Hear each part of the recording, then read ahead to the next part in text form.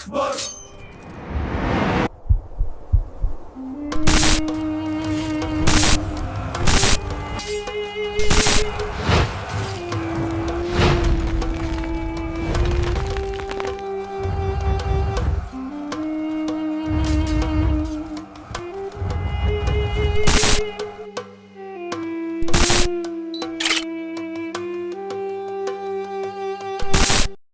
اور ان کی تعداد اور تیاری سے انہیں ڈرایا، یہاں تک کہ اس نے ایک مسلمان فوجی کو غصہ دلا دیا،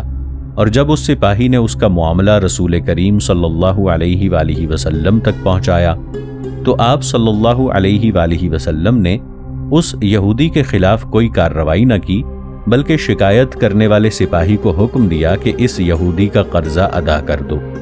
کیا اس دور کے جمہوریت کے دعوے دار خواہ وہ مشرقی ہوں یا مغربی، اپنے عقیدے اور مذہب کے مخالف کے ساتھ جو ان کی حکومت کے ماتحت رہ رہا ہو اس قسم کا سلوک کر سکتے ہیں جیسا حضرت نبی کریم صلی اللہ علیہ وآلہ وسلم نے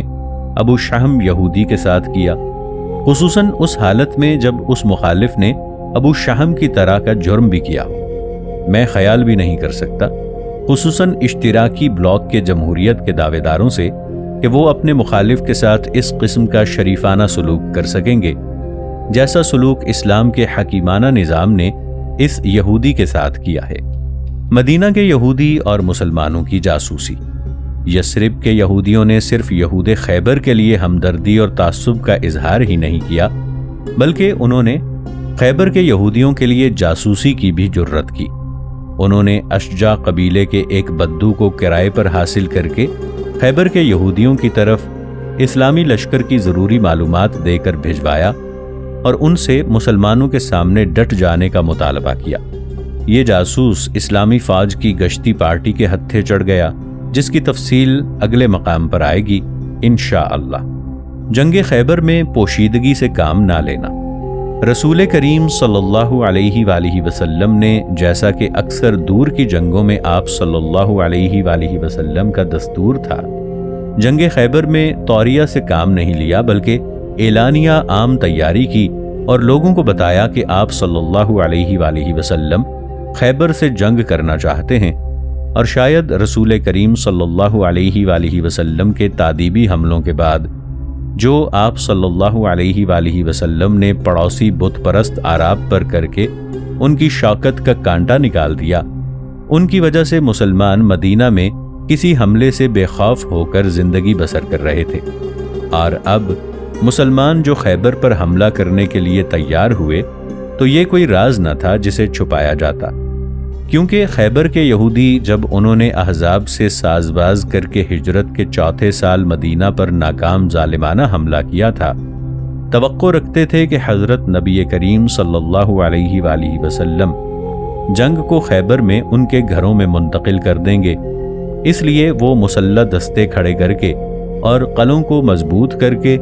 اور انہیں متوقع حملے کے پیش نظر بھرپور جنگ کی تیاری کر رہے تھے۔ نیز صلح حدیبیہ سے مسلمانوں نے قریش کی جانب سے سکون پایا تھا، اور یہ امر مستعبد نہیں کہ یہودیوں نے جیش نبوی کی نقل و حرکت کو دیکھنے کے لیے ان راستوں پر جو مدینہ کی طرف سے خیبر کو جاتے ہیں جاسوس بھیجے ہوں، اور بالفصل یہ بات ہوئی بھی۔ اس کی تفصیل آئندہ آئے گی انشاءاللہ۔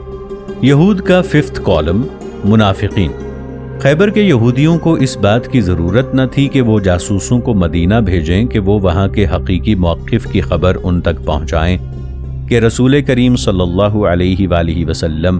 کب اور کیسے اپنی فوج کے ساتھ مارچ کرنے کا عزم رکھتے ہیں۔ پس باطنی منافقین جو بظاہر مسلمان بنے ہوئے تھے اور مسلمانوں کے درمیان رہتے تھے، وہ مدینہ میں مسلمانوں کی صفوں میں رہتے ہوئے خیبر کے یہودیوں کے لیے 5th کالم کے طور پر کام کرتے تھے۔ یہ منافقین آفتاب اسلام کے طلوع سے لے کر اس کی شعاعیں مدینہ پہنچنے تک مدینہ میں یہودیوں کے ساتھ مل کر اسلام اور مسلمان دشمنی میں ایک قومی محاذ بنے ہوئے تھے۔ یہودی مسلمانوں کے ساتھ کھلی کھلی دشمنی رکھتے تھے، اور منافقین ان یہودیوں کے پیچھے ایک خفیہ مددگار طاقت تھے جو انہیں مسلمانوں پر حملہ کرنے کے لیے برانگیختہ کرتے اور ان کے بازو مضبوط کرتے، بلکہ اگر ممکن ہوتا تو کھلم کھلا ان کی ادبی اور مالی امداد کے لیے دستے تعاون بھی دراز کرتے، اور اگر کھلم کھلا مدد کرنا ممکن نہ ہوتا تو خفیہ طور پر مدد دیتے۔ ناظرین، آگے بڑھنے سے پہلے کامنٹ سیکشن میں ہمیں اپنی آراء سے ضرور آگاہ کیجیے گا کہ آپ کو ہماری یہ سیریز کیسی لگ رہی ہے۔ میں ہوں طاہر عبید چودھری۔ آئندہ آنے والی اقساط سے باخبر رہنے کے لیے ہمارے چینل کو سبسکرائب کر لیں اور ساتھ موجود بیل آئیکن کو ضرور کلک کر لیں۔ شکریہ۔ منافقین کے اس 5th کالم نے جب تک ان کا وجود مدینہ میں رہا، یہودیوں کے ساتھ موافقت کر کے مسلمانوں کے لیے بہت سی پریشانیاں اور الجھنیں پیدا کر دیں۔ تاریخ بتاتی ہے کہ جب بھی مسلمانوں اور یہودیوں کے درمیان کوئی اختلاف رونما ہوا، کس طرح ان منافقوں نے یہود کی تائید اور ہمدردی کی، اور ہم یہ بھی جانتے ہیں کہ منافقین کس طرح بنو قینقاع کے یہودیوں کو مسلمانوں کے خلاف تمرد اور سرکشی اختیار کرنے اور حملہ کرنے کے لیے اکساتے تھے، اور کس طرح انہوں نے بنی نذیر کے یہودیوں کو حضرت صلی اللہ علیہ وآلہ وسلم کے انتباہ جلاوطنی کے متعلق یہ ترغیب دی کہ وہ اس کو قبول نہ کریں، اور جب یہودیوں نے عہد شکنی کا ارتکاب کیا تو رسول کریم صلی اللہ علیہ وآلہ وسلم نے ان کی تادیب کے لیے ان کا محاصرہ کر لیا، اور تقریباً نصف ماہ کے مسلسل محاصرے کے بعد ان یہودیوں نے حضرت صلی اللہ علیہ وآلہ وسلم کے احکام کے سامنے ہتھیار ڈال دیے،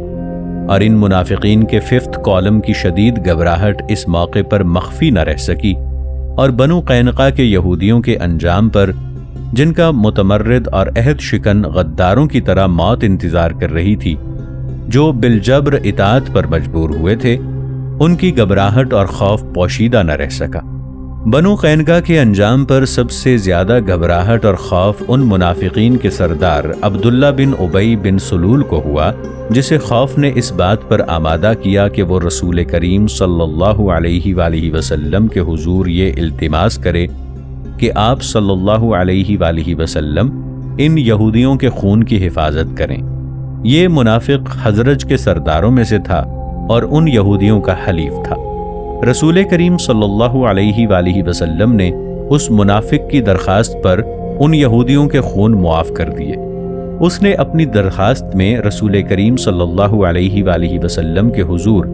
تنگ کرنے کی حد تک سفارش پر زور لگایا۔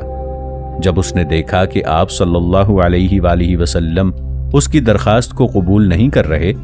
تو اس نے آپ صلی اللہ علیہ وآلہ وسلم کی زراح کو پکڑ کر کہا، خدا کی قسم، جب تک آپ میرے حلیفوں سے حسن سلوک نہیں کریں گے میں آپ کو نہیں چھوڑوں گا۔ اس بات پر آپ صلی اللہ علیہ وآلہ وسلم نے اسے فرمایا، جو تو کہتا ہے اس کے مطابق ان سے سلوک کیا جائے گا۔ بنو نذیر اور 5th کالم، اور شاید منافقین کے 5th کالم اور ان کے دوست یہودیوں کے درمیان قربت اور ہمدردی کا سب سے نمایاں کردار وہ ہے جو ان منافقین نے بنی نذیر کے یہودیوں کے فتنے کے واقعات میں دکھایا، جو عبداللہ بن ابی اور اس کی جاسوس باطنی پارٹی کے دوست خیال کیے جاتے تھے۔ جب سازش قتل کے انکشافات کے بعد جو ان یہودیوں نے رسول کریم صلی اللہ علیہ وآلہ وسلم کے قتل کے لیے کی تھی، آپ صلی اللہ علیہ وآلہ وسلم نے مدینہ میں یہودیوں کا محاصرہ کیا، تو قریب تھا کہ یہ یہودی اس انتباہ جلاوطنی کو قبول کر لیتے جو آپ صلی اللہ علیہ وآلہ وسلم نے انہیں کہا تھا، مگر 5th کالم کے لیڈر عبداللہ بن ابی بن سلول نے ان کی طرف پیغام بھیجا کہ مسلمانوں کے سامنے ڈٹے رہو اور ان کے انتباہ کو قبول نہ کرو۔ نیز اس نے ان سے یہ بھی وعدہ کیا کہ وہ اور اس کی باطنی پارٹی اور ان کے بت پرست حلیف مسلمانوں کی مخالفت میں ان کے ساتھ ہوں گے۔ جب بنو نذیر کے یہودیوں کی مقاومت جواب دے گئی اور انہوں نے مسلمانوں کی عائد کرتا شرط جلاوطنی کو قبول کر لیا اور یہ یہود خیبر میں آ کر اپنے بھائیوں کے ساتھ رہنے لگے،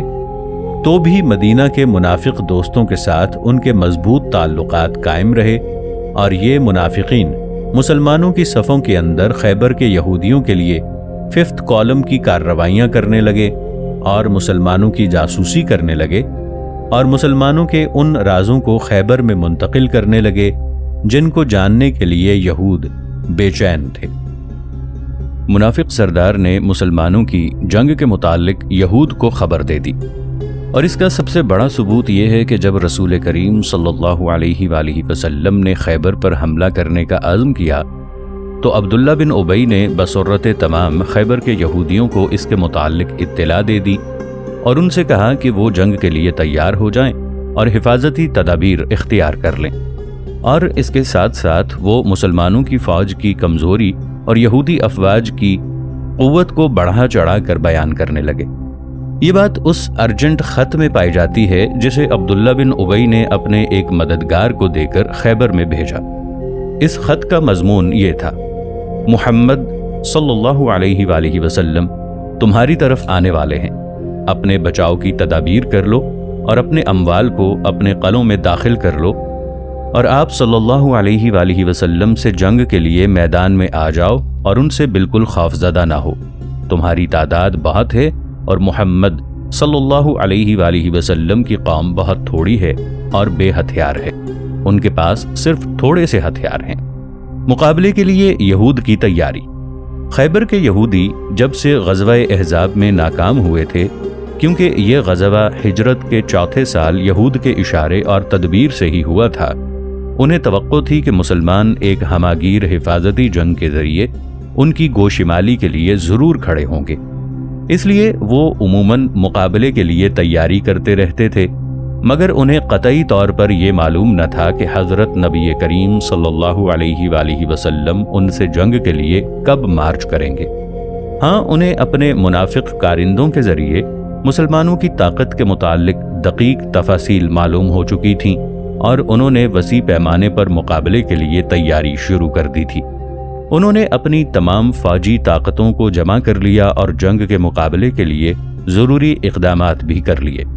یہود خیبر کی مسلسل جنگی تیاریوں سے یہ بات واضح ہوتی ہے کہ باوجود مسلمانوں پر ہر طرح کی مادی برتری کے، ان کا اساسی منصوبہ صرف دفاعی تھا۔ مزید یہ کہ ان کے مضبوط اور مستحکم قلعوں نے انہیں مزید قوت و طاقت بخش دی تھی۔ انہوں نے تمام اگلے قلعوں کو عورتوں اور بچوں سے خالی کروا کر انہیں پچھلے قلعوں میں بھجوا دیا۔ محض آرائی کے منصوبے کے فیصلے کے بموجب جب مسلمان قلعوں کی فرنٹ لائن کو تباہ کر دیں تو پچھلے قلعے دوسری دفاعی لائن ہوں۔ انہوں نے ان قلعوں میں مسلح دستوں کے سوا کسی کو رہنے کی اجازت نہ دی۔ قلعوں کے میدان اور برج مسلح جوانوں سے بھرے ہوئے تھے۔ اس طرح انہوں نے دوسری دفاعی لائن میں غذائی مواد کا بڑا ذخیرہ منتقل کر دیا تاکہ متوقع محاصرے کے وقت ان کے کام آئے۔ منصوبہ بندی میں قائدین یہود کا اختلاف۔ یہودی قائدین نے جب محسوس کیا کہ رسول کریم صلی اللہ علیہ وآلہ وسلم اپنی فوج کے ساتھ ان کی طرف چل پڑے ہیں تو انہوں نے ایک فوجی میٹنگ بلائی جس میں اسلامی فوج کے مقابلے کے لیے بہترین منصوبوں پر تبادلہ خیال کیا۔ اس بحث کے دوران یہود کے لیڈر 3 گروہوں میں تقسیم ہو گئے۔ ایک گروپ کی رائے یہ تھی کہ یہودی قلعہ بند ہو کر فصیلوں کے پیچھے سے مسلمانوں کے ساتھ جنگ کریں، اور اس کی دلیل وہ یہ دیتے تھے کہ اس سے مسلمان بالآخر تنگ آ کر محاصرہ چھوڑ دیں گے اور قلعوں کی مضبوطی اور ان میں جانبازوں کی موجودگی کی وجہ سے ان میں داخل نہ ہو سکیں گے۔ دوسرے گروپ کی رائے یہ تھی کہ خیبر کے یہودی قلعوں کے باہر میدان میں مسلمانوں کا مقابلہ کریں اور قلعہ بند ہونے کی بجائے مسلمانوں سے فیصلہ کن جنگ کریں۔ دوسرے گروپ کا لیڈر حارث تھا جس کا لقب ابو زینب تھا، اور وہ مشہور شاہ سوار مرہب کا بھائی تھا، اور یہ دونوں قبیلہ حمیر سے تعلق رکھتے تھے۔ ابو زینب نے اپنے نقطہ نظر کی وضاحت کرتے ہوئے کہا کہ میں نے دیکھا ہے کہ جو لوگ محمد صلی اللہ علیہ وآلہ وسلم کے مقابلے میں قلعہ بند ہوئے وہ ان کے مقابلے میں ٹھہر نہ سکے اور انہیں ان کا حکم ماننا پڑا، جن میں سے کچھ قید ہوئے اور کچھ باندھ کر قتل کر دیے گئے۔ پھر ابو زینب نے اپنے لیڈر ساتھیوں کو اپنے جرت مندانہ نظریے کو قبول کرنے پر رضامند کرنے کے لیے قلعوں سے باہر مسلمانوں کے ساتھ فیصلہ کن جنگ کے فوائد کو مفصل طور پر بیان کیا، مگر لیڈروں نے اس کی تجویز کو رد کر دیا اور اس کا کوئی جواب نہ دیا، اور قلعہ بند ہو کر فصیلوں کے پیچھے سے مسلمانوں کے مقابلے کی تجویز کی تائید کی، اور کہنے لگے، اے ابو زینب، ہمارے قلعے ان قلعوں کی طرح نہیں ہیں، یہ قلعے مضبوط اور پہاڑوں کی چوٹیوں پر ہیں، پھر انہوں نے ابو زینب کی مخالفت کی۔ تیسرے گروپ کی تجویز حارث اور ابو زینب سے بھی بڑھ کر جرت مندانہ تھی۔ اس کی تجویز یہ تھی کہ خیبر کے قلعوں سے باہر مسلمانوں سے ملاقات کا سوال ہی پیدا نہیں ہوتا، بلکہ مدینہ میں جا کر ان سے جنگ کی جائے اور خیبر کی طرف مارچ کرنے سے قبل ہی ان کو وہیں پر مارا جائے۔ اس گروپ کا لیڈر سلام بن مشکم نغری تھا، جو خیبر میں موجود یہودی فوجوں کا سالار عام تھا اور جسے اس دور میں یہود کا جنگ باز کہا جاتا تھا۔ مورخین نے بیان کیا ہے کہ سلام بن مشکم نے اپنی ایک میٹنگ میں حوی بن اخطب کی طرف اشارہ کرتے ہوئے، جس کی وجہ سے یثرب کے یہودیوں اور خصوصاً بنی قریظہ پر مصیبت نازل ہوئی، کہا کہ یہ سب کارروائی حوی بن اخطب کی ہے، جس نے ہمیں سب سے پہلے منحوس بنایا اور ہمارے رائے کی مخالفت کر کے ہمیں اپنے اموال اور ہمارے شرف سے محروم کیا اور ہمارے بھائیوں کا قتل کیا، یعنی بنی قریظہ کو، جنہیں حوی بن اخطب نے دھوکہ دیا اور انہوں نے مسلمانوں سے عہد شکنی کی۔ اور قتل سے بھی سخت تر بات یہ ہے کہ اس نے ہمارے بچوں کو قید کرایا۔ حجاز میں یہودی کبھی بھی کھڑے نہ ہو سکیں گے اور نہ ہی یہود کا کوئی ارادہ اور رائے ہوگی۔ انہوں نے کہا، اے ابو عمرو، تیری کیا رائے ہے؟ ابو عمرو اس کی کنیت تھی۔ اس نے جواب دیا، تمہیں میری رائے سے کیا؟ تم تو اس کے ایک حرف پر عمل نہیں کرتے۔ مدینہ سے جنگ کا نظریہ۔ کنانہ نے کہا، میرے خیال میں یہ ابن الابی الحقیق ہے، یہ ناراضی کا وقت نہیں، بات جہاں تک پہنچ چکی ہے آپ اسے دیکھ رہے ہیں۔ اس نے جواب دیا، محمد صلی اللہ علیہ وآلہ وسلم یثرب کے یہودیوں سے فارغ ہو چکے ہیں اور اب وہ تمہاری جانب آ رہے ہیں اور تمہارے صحن میں اتر کر تم سے وہی کچھ کرنے والے ہیں جو انہوں نے بنی قریظہ سے کیا ہے۔ انہوں نے کہا، اب تمہاری کیا رائے ہے؟ اس نے جواب دیا، ہم خیبر کے یہودیوں کے ساتھ اس کی طرف چلیں گے، ان کی تعداد کافی ہے، اور ہم تیمہ اور فدق اور وادی القرا کے یہودیوں کو بھی ساتھ لے لیں گے، اور ہم کسی عرب سے مدد نہیں لیں گے۔ تمہیں معلوم ہی ہے کہ غزوہ خندق میں عربوں نے تمہارے ساتھ کیا کیا، حالانکہ تم نے انہیں خیبر کی کھجوروں کے دینے کی شرط کی تھی۔ انہوں نے عہد شکنی کر کے تمہیں چھوڑ دیا، اور واپسی پر انہوں نے محمد صلی اللہ علیہ وآلہ وسلم سے اوس اور خزرج کی کچھ کھجوریں طلب کی، حالانکہ نعیم بن مسعود وہ شخص ہے جس نے ان کے ساتھ مل کر محمد صلی اللہ علیہ وآلہ وسلم کے متعلق حیلہ کیا تھا۔ پھر سلام بن مشکم نے خیبر کی طرف رسول کریم صلی اللہ علیہ وآلہ وسلم کے مارچ کرنے سے قبل ان کے ساتھ مدینہ میں جا کر جنگ کرنے کی دعوت کو دہراتے ہوئے کہا کہ پھر ہم اس کے، یعنی حضرت نبی کریم صلی اللہ علیہ وآلہ وسلم کے صحن میں جا اتریں گے اور پرانے اور نئے کنبے کے ساتھ جنگ کریں گے۔ یہود کے قائدین کی اکثریت سلام بن مشکم کی رائے کی طرف یہ کہتے ہوئے مائل ہو گئی کہ اصل رائے تو یہی ہے، لیکن یہودیوں کے بادشاہ یعنی کنانہ بن ابی الحقیق نے سلام بن مشکم کے نظریے کی مخالفت کی اور کہا، میں نے عربوں کو محمد صلی اللہ علیہ وآلہ وسلم کے خلاف بڑا سخت پایا ہے، اور ہمارے قلعے بھی یثرب کے قلعوں کی طرح نہیں، اور معلوم ہوتا ہے محمد صلی اللہ علیہ وآلہ وسلم ہماری طرف کبھی مارچ کر کے نہیں آئیں گے۔ ابو الحقیق کے معارضے پر سلام بن مشکم نے ناراض ہو کر اور کنانہ کی طرف اشارہ کرتے ہوئے کہا، یہ شخص اس وقت تک نہیں لڑے گا جب تک اس کی گردن سے نہ پکڑا جائے، اور ایسے ہی ہوا۔